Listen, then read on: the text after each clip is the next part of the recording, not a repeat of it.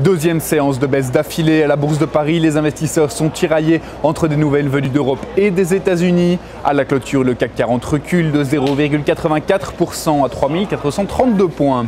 Il y a donc deux tendances qui s'opposent, l'une américaine, l'autre européenne. Premièrement, aux États-Unis, dans les comptes rendus de sa réunion de politique monétaire du 1er août dernier, la Réserve fédérale américaine s'est déclarée prête à assouplir sa politique monétaire rapidement afin de soutenir l'économie.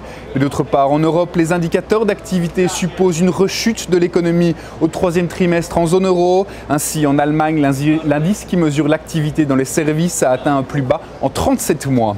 D'autre part, les investisseurs attendent avec beaucoup d'attention la réunion prévue ce soir entre Angela Merkel et François Hollande. Hier, Jean-Claude Juncker, le président de l'Eurogroupe, a déclaré que la Grèce devra tenir ses engagements et que l'octroi d'un délai était soumis aux conclusions de la triplette FMI, Union européenne, Banque centrale européenne. Sur le front des valeurs, peu d'indices évoluent dans le vert. Seul Vivendi affiche une hausse plus forte que 1% à 1,48%.